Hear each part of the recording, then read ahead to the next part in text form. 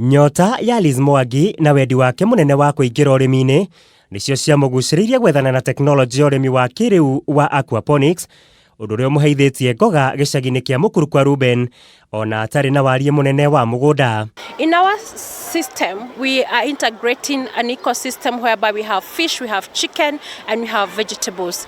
In our simple system, we are having vegetables growing at the rooftop. And at the middle of it, we have a hatch. And the bottom of it, we have the fish pod. And the fish pod is created from recycled old tanks. Liz agatutariria uria njira ino ya urimi wa aquaponics irutaga wira. The garden where we have our vegetables, we have our spinach, our kales, our carrots, they used to feed our chicken.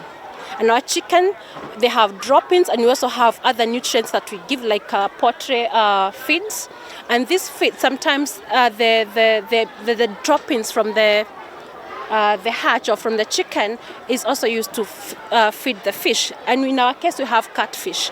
Na ta uguo wiki tu, amu mai maria mahuthikaga kuriithiria thamaki matikoragwo makiura. And the other benefit is that the water from the fish, because you're using fish pellets to feed the fish, the water is very rich in nutrients. So that water is pumped back to the garden, making the water very rich in nutrients, therefore having a very bounty vegetable production. So therefore it creates a whole ecosystem whereby everything is integrated, yet giving a farmer or a small scale farmer or a youth some sort of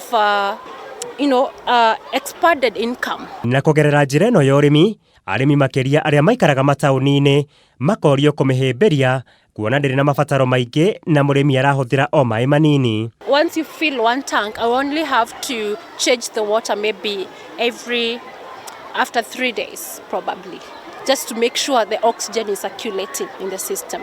But it's not like letting all the water flow away, but just you open the inlet and let it flow to the next tank, and then once it fills, there's that good circulation of oxygen, which means I'm not wasting a lot of water.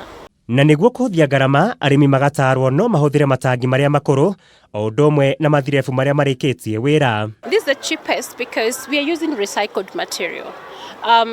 If you look at the timber we've used is recycled from maybe pallets. We get pallets donated to us, so we've used very minimal resources. Tanks, these are broken tanks that we've had. We cut them into halves. So we've used old tanks, so we've not bought new ones.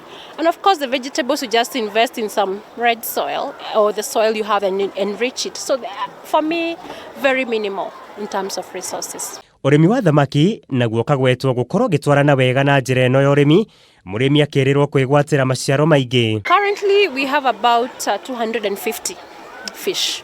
So for a small scale farmer, that's huge given the size. So we have 250 at the moment. So it has capacity. We have limited ourselves to that number, but I think if you have more tanks lined up, you could have many fish, but you sort them according to the size you want. Because catfish are carnivorous, so you have to keep separating the small ones from the large ones. Arimi aria nao mena maika manene ma migunda no mahote kuongerera umithio wa magetha mao na makiria ma maita matatu korwo mahimbiria njira ino. This is just a less than 10 by 10 space, yet I have fish, chicken and vegetables. So where can I have all that if I'm using just the normal sort of farming on the ground? So therefore having that multi-layered sort of farming is giving an individual or farmer an advantage, because you have maximum productivity. So going vertical, I think, is the way to farming, because horizontal sort of farming is not sustainable, because you need large space to produce what I'll be producing in this small space. Muigai wa Gathongo, tabarĩra ya Gacĩra ũrĩmi-inĩ.